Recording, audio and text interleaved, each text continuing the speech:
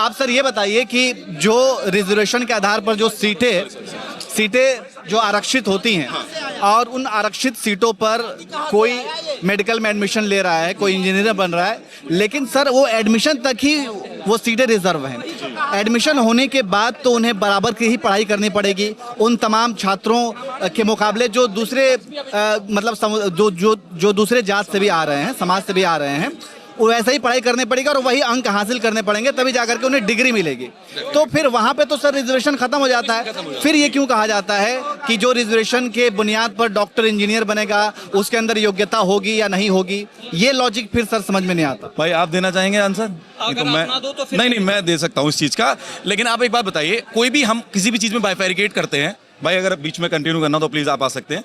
अगर किसी चीज़ में हम बाइफेरिकेट करते हैं कि भाई ये मेरा 90% है और मुझे इसमें एंट्री लेनी है, तो जब क्राइटेरिया ही 90% का है तो मैं एंट्री कैसे लेके आगे का सामान करूं? जब एंट्री लेने के लिए मुझे एक परफेक्ट परसेंटेज चाहिए कि मैं इस परसेंटेज पे एंट्री ले पाऊंगा।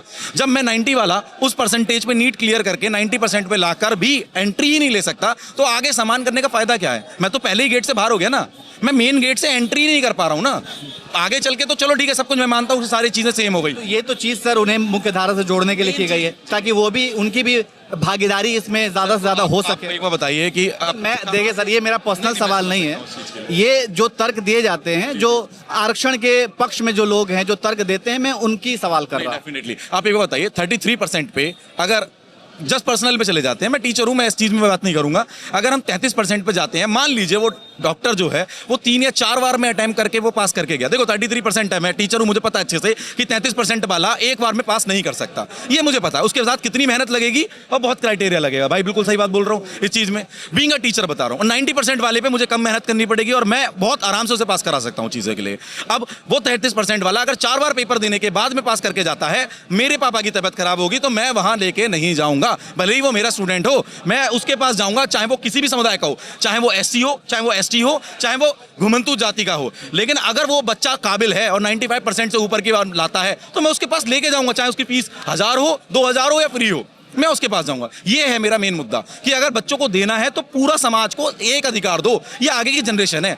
मैं सिंगापुर रहता था, इससे बाद में दुबई रहता था, वहाँ की जनरेशन जो है बहुत डिफरेंट है हमारी जनरेशन से। हमारे साथ के जितने युवा हैं वो बाहर भाग रहे हैं। क्यों? क्योंकि वहाँ पे टैक्स नहीं है, वहाँ लाइफ अच्छी है। क्यों है?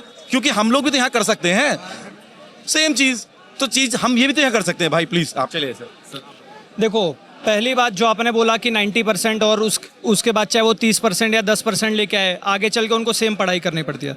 तो मैं बोलना चाहता हूँ, जब इससे 90% लाने में हमें प्रॉब्लम नहीं है।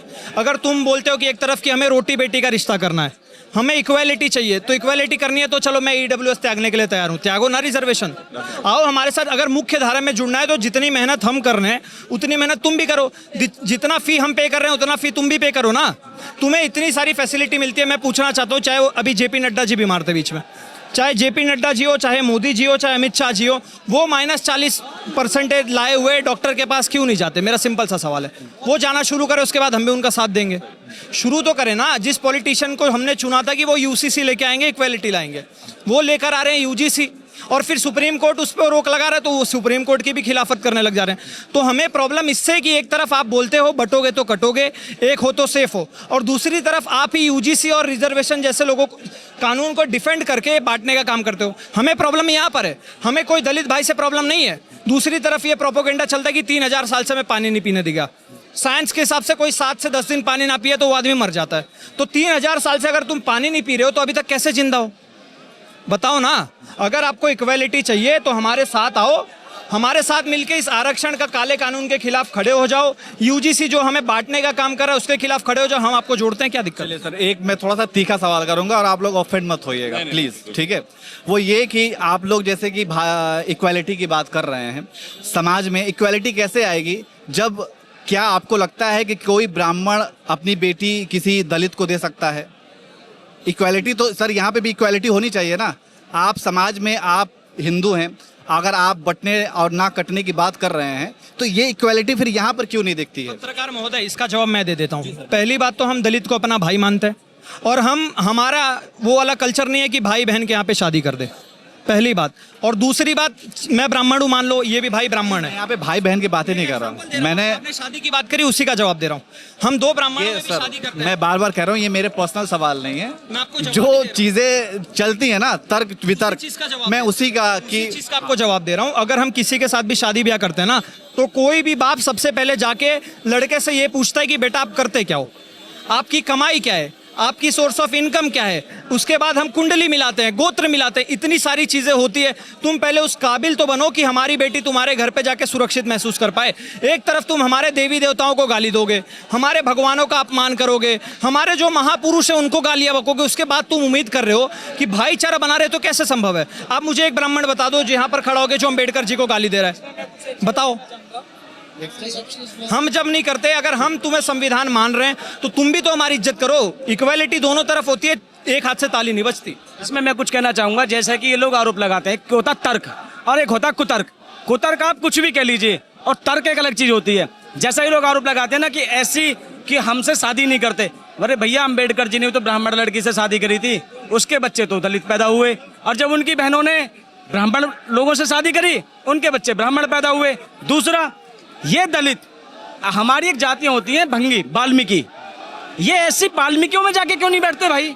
ये हमसे समानता की बात करते हैं, ये वाल्मीकियों में क्यों नहीं बैठते? उनके साथ आकर के क्यों नहीं खाना खाते? उनके साथ क्यों नहीं बैठते? उनसे क्यों नहीं शादी करते? ये जो आप क्वेश्चन कर रहे हो, ये जो उनका क्वेश्चन है ना समाज का, वो कुतर्क है सर। कुतर्क और तर्क दोनों में अंतर होता है। जहां तक आप समानता के भेदभाव की बात कर रहे हैं ना, हमने सभी को समानता की ही नजर से देखा।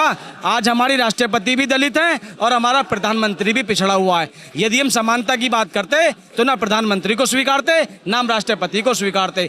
और हर घर मोदी और घर घर मोदी के नारे हम लोगों ने लगाए हैं, ताली और थाली हमने बजाई हैं, एक पिछड़े के कहने पे, ना कि किसी स्वर्ण के कहने पे, देशभक्ति के लिए। और जहाँ तक यदि आप मेरी इस बात को वायरल करें तो बड़ा बेहतर होगा।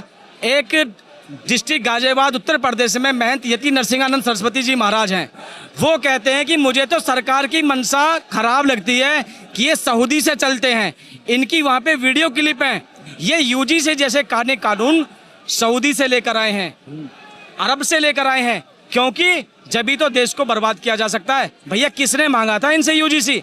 क्या हम लोग जाटों का शोषण कर सकते हैं? क्या हम लोग गुजरों का शोषण कर सकते हैं? क्या हम लोग यादवों का शोषण कर सकते हैं? क्या हम लोग पटेलों का शोषण कर सकते हैं? नहीं कर सकते। इनसे किसी ने नहीं मांगा। देश तोड़ने के लिए इनकी सोची समझी साजिश है।